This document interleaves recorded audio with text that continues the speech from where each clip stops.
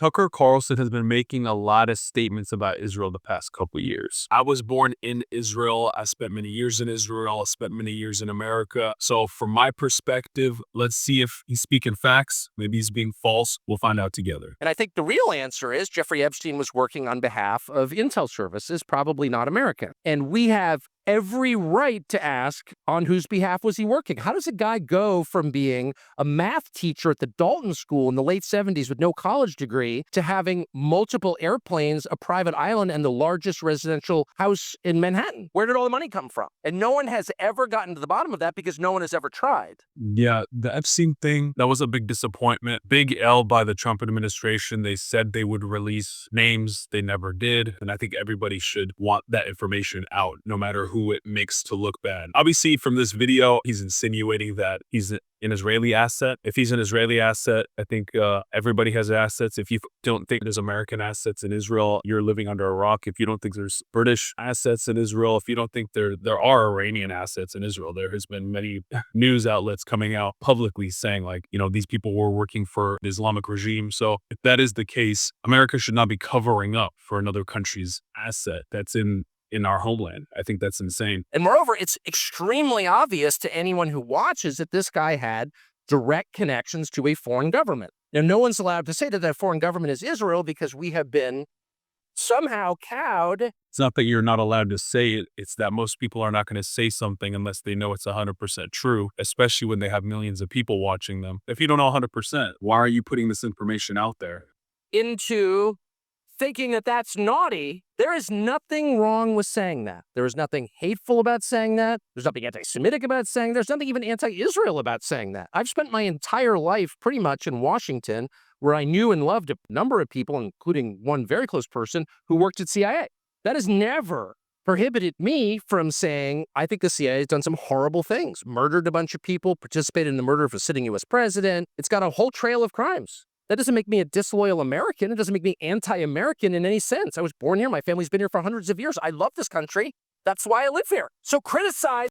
One of the funny things about that statement, when people criticize the CIA, they know that the CIA doesn't represent America and Americans.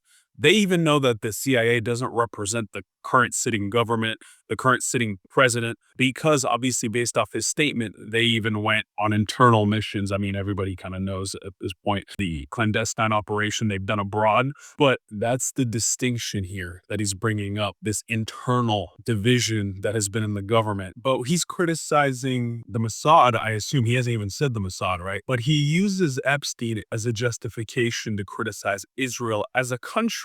He's not saying the Mossad. He's not saying the government. He says Israel. Imagine if people saw the behavior of the CIA and said, oh, well, we shouldn't support America. America should not be our ally because look at the things that CIA has done in its past. It's ironic that he would use that as an analogy because he's not giving that level of respect and nuance to Israel that he's trying to apply to the United States. The behavior of a government agency does not make you a hater. It makes you a free person. It makes you a citizen. You're allowed to do that because you're not a slave. You're a citizen. And you have a right to expect that your government will not act against your interests. And you have a right to demand that foreign governments not be allowed to act against your interests. That's not creepy. It shouldn't be forbidden. And yet all of us have trained ourselves to believe that you can't say that somehow.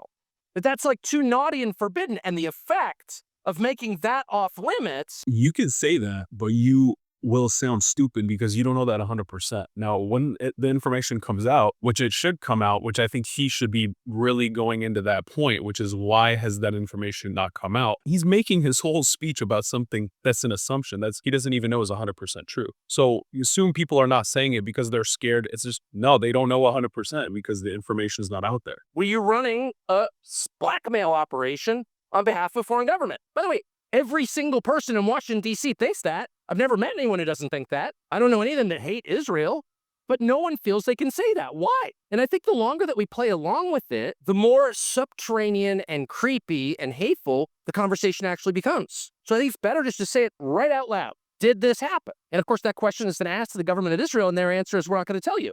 And I think our answer should be, no, no, no. As long as we're sending you money, if you were committing crimes on our soil, we have an absolute right to know. As long as we're sending you money. The money being sent to Israel, which is not really sent, this is not a philanthropy. And usually it's used as leverage over Israel because you pay people money, you get a certain level of control over them. We saw that, especially during the Biden administration. That argument is like hilarious. It's like a very elementary school perspective of foreign affairs and what money's actually used for. It's used as leverage. I think everybody can agree with that. No. Did you do this or not?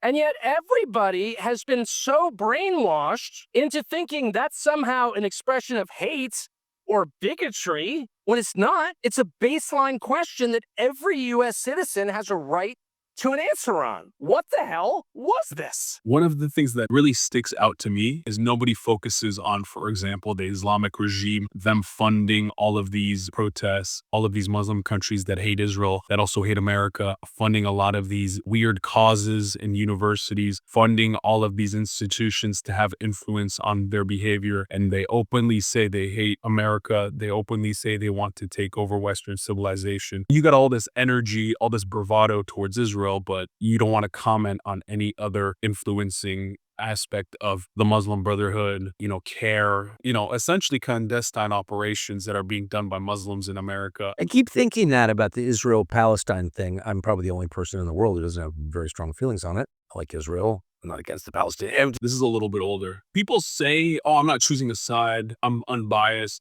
You can say that, but I go off of behavior. Sometimes what things you say show your bias. Things that you are willing to criticize show your bias. The information that you're willing to accept from one side but are hypercritical on the other side shows your bias. If I show you an Israeli source, but you say, oh no, I got to double check that, it might not be true, but then I show you a Muslim source, a so-called Palestinian source, and you take it at face value because you already have built in a bias. You are looking for certain information that you assume is true and you assume the other side is not, and vice versa. Across the globe. And when these protests are blown so out of proportion by all news media, you have to think, like, maybe this is not a reflection of reality. Like, maybe I'm being played here a little bit, right? Or maybe I'm being played a lot. I think they've been primarily on the other side, right? On the Islamic regime, on the socialists, Palestine pushing. And it's ironic, right? Tucker's a conservative, but he's taking the other side, the side that most conservatives are on, which is supporting Israel, supporting the fight against jihadis that have not only hit home soil, but have been terrorizing Europeans and have only said negative things about America and how they hate America and celebrated 9/11 in Palestine, whatever that means. It's very interesting. But, people want their clicks. Let's see what else we got. I remember asking Benjamin Netanyahu, over 20 years ago, when terrorists were occupying the Church of the Nativity in Bethlehem, which is the city in which Jesus was born. So it's, arguably the most important church in Christendom. And the IDF fired into the church, killed, I think, a bell ringer.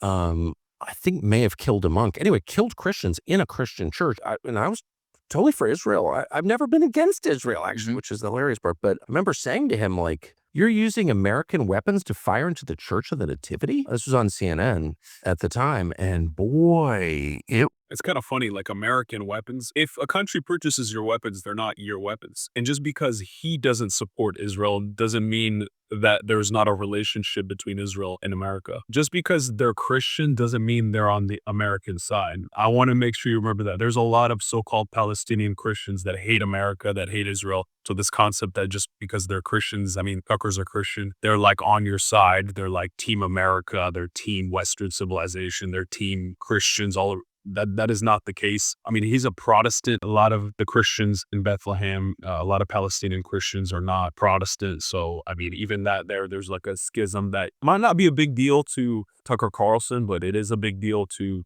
people around the world. But again, he doesn't understand the nuance. He doesn't respect the nuance. He just sees Christian, my side, Israel, not my side, and bad. That's my weapons using against people like me. It's like very stupid. And you got to remember Bethlehem is in currently Judea and Samaria, which is called the West Bank. So that is like controlled, I guess, by the Palestinian Authority. Controlled, I say that loosely because it's just like a bunch of terrorists. You got the Lions, you got, Hamas in there, you got the Islamic Jihad, you got all of these different terror factions. And I love how he's like, the terrorists No, with every metric node, they are terrorists. It's not like a debate. It's not like terrorism is not something that's like, oh, it's the perception. Americans were terrorists when they were in the Middle East. It's all about the propaganda. No, dude, there's like actual terrorists, and you get that based on the definition of terrorism and based off their behavior and them targeting innocents for political reasons. There's a definition of these things.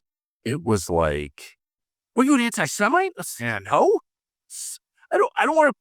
I didn't realize how crazy and blinding anti-Semitism was until the past couple years, honestly. But I don't think criticizing Jewish people in Israel automatically makes you anti-Semitic. But I have learned things in the sense of there is this automatic bias to disliking Jewish people. That is very interesting. I think it does get used too much, but I can comfortably say Tucker Carlson is an anti-Semite.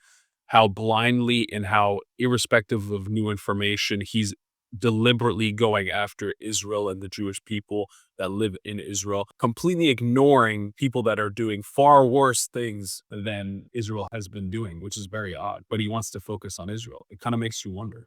Fire into the Church of the Nativity. Like, how is that okay? Right. And why does everyone think it's okay? It's not okay. It's not okay. Not okay. Nobody thinks that shooting a church is okay. But for me, I don't even know about this particular circumstance, but I know how they work. They are smart enough to know that a clip like this will come from that. They'll say, let's go into our church and bury ourselves. And then when they open fire, then it'll be the news clip. Look, the IDF is shooting inside of a church or a mosque. I mean, they've done it with mosques before too. They hide the weaponry in mosques, hospitals, schools. They just use that as like terror infrastructure, and they use it to store weapons because they're not stupid, and they understand that the media war is one of the ways and the primary way that they can win to get people that are stupid, have low IQ, that don't want to look into these things, to be up in arms about it by just storing their weapons in sensitive areas and having essentially Israel overreact. Tucker asks Jeffrey Sachs about Greater Israel. What is Greater Israel? Greater Israel means Israel controls not only its geographic territory, but that it essentially controls or annexes the West Bank, the Golan Heights, which they've just enlarged, Gaza, and East Jerusalem. So everything that was captured in 1967. Whoa.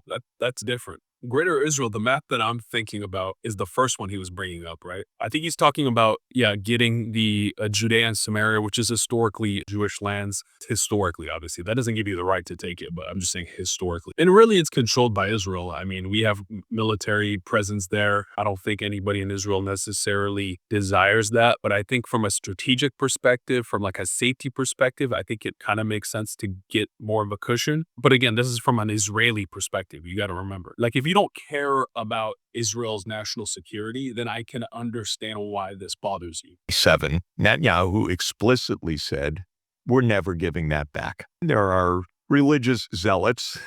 So we're going to keep the higher land, I'm sure, in the north. And then you have Druze that want to be absorbed into Israel, that have said that publicly, that live in that region, that want Israel's protection. And then you have Lebanon, which is not a real country at this point. I mean, you have multiple factions there. And then Hezbollah that fired into Israel, that kind of gave Israel the green light to take more land. And that's what happens when you lose a war. The line gets pushed back and you lose your land. That's how it works. And really, realistically, let's be honest, Lebanon would be all Israel right now if it wasn't for the international community. Syria would all be Israel right now if it wasn't for the international community. We could take Judea and Samaria, probably Jordan too. Israel is the military powerhouse in the Middle East. Military equipment, intelligence, discipline, focus, military combat experience. The support of the United States cannot be underspoken. People think it's all the support of the United States. I think Israel's kind of proved that. It's more than just the support of the United States.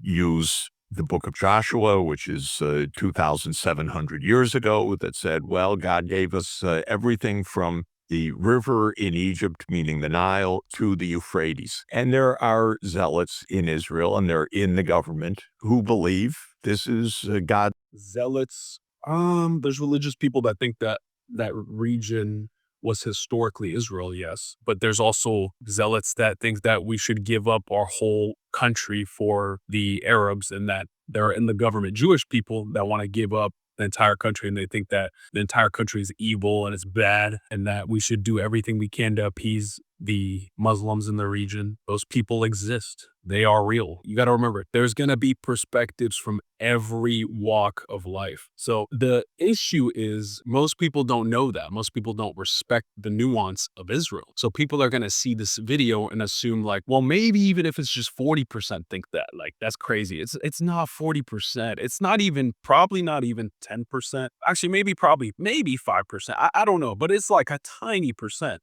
But again, people don't know that. And this guy, United Nations puppet here, who's a leftist, who's teaming up with Tucker Carlson because that's something they can relate on, their hatred of Israel, which I've seen a lot of their interviews. These guys are talking about Greater Israel. I see a lot of people talk about Greater Israel. Do you think the average Israeli, you think 99% of Israelis really want a Greater Israel? From a strategic perspective, first of all, what are you going to do with the people? Are you going to absorb them into Israel? They're going to throw off the census? Where are you going to push these people at? Even if you didn't want to absorb them in your country. That's not how it works. Yeah, we got to keep expanding. It's like, nah, man, they trying to be next to the ocean. That's where the Israelis want to live. Let's be honest. But people, I live in Israel. I was born I know this.